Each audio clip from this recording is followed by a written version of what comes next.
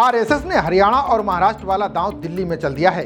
भाजपा को संघ का पूरा समर्थन मिल रहा है, जिसने 50,000 से अधिक बैठकें की हैं। संघ की सक्रियता से आम आदमी पार्टी और भाजपा के बीच कांटे की टक्कर हो गई है।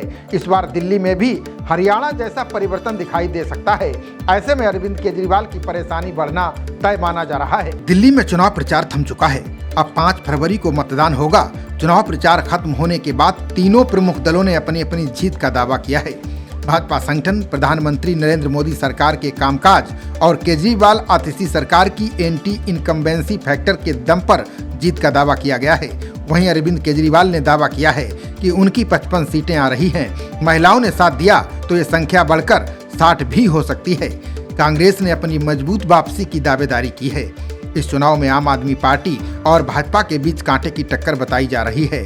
आपके मुखिया अरविंद केजरीवाल के साथ बीते 10 सालों का एंटी इनकम्बेंसी है। आपके मुखिया अरविंद केजरीवाल के साथ बीते 10 सालों का एंटी इनकम्बेंसी है।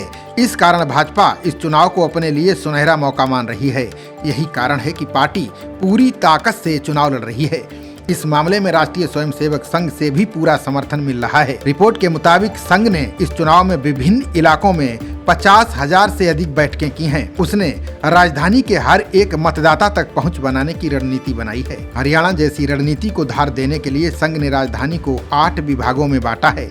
अपने सैकड़ों कार्यकर्ताओं को चुनाव प्रचार में उतारा है। 8 विभागों के कार्यकर्ताओं ने राजधानी के वोटरों को शिक्षित करने के लिए ये बैठकें की हैं। ये काम मतदाताओं को वोट डालने के लिए जागरूक करना है। दिल्ली विधानसभा चुनाव से पहले ही संघ ने योजना बना ली थी। दिल्ली मुख्यालय में मौजूदा पदाधिकारियों से भी एक्टिव रहने को कहा गया है। रिपोर्ट के अनुसार नगर, जिला और विभाग हर स्तर पर नियमित तौर पर मीटिंग आयोजित हुई। साथ ही मतदाताओं का फीडबैक लिया गया। बता दें कि संघ ने दिल्ली विधानसभा चुनाव से पहले हरियाणा और महाराष्ट्र के चुनाव में भी ऐसी सक्रियता दिखाई थी।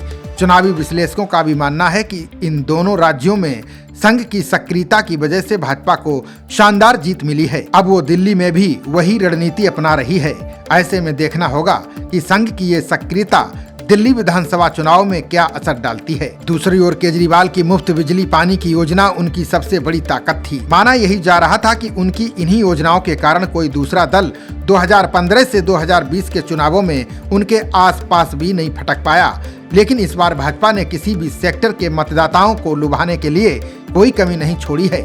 पार्टी ने हर वर्ग को लुभाने के लिए बड़े चुनावी वादे किए हैं। भाजपा को अनुमान है कि जिस तरह केंद्र सरकार ने बजट में मध्यम वर्ग को 12 लाख रुपए तक की आय को कर मुक्त कर दिया है, इससे दिल्ली का लगभग 40 लाख मतदाता वर्ग प्रभावित होगा। इन परिवारों में यदि 2 मतदाता भी हों तो ये दिल्ली के एक बड़े वर्ग को प्रभावित करने वाला निर्णय साबित हो सकता है। जिस तरह अंतिम समय में आकर राहुल गांधी और प्रियंका गांधी ने चुनाव में कांग्रेस के लिए वोट मांगे हैं, उससे कांग्रेस कई सीटों पर मजबूत हो गई है। चुनाव विश्लेषक मान रहे हैं कि कांग्रेस ओखला, सीमापुरी, समयपुर बादली, सीलमपुर और चांदनी चौक जैसी सीटों पर मजबूत लड़ाई लड़ रही है। दूसरी सीटों पर भी कांग्रेस अच्छा वोट हासिल कर सकती है। इससे कांग्रेस को दिल्ली में वापसी का मौका मिल सकता है। खबरों का सिलसिला जारी रहेगा। देखते रहिए जनप्रवाद। नमस्कार।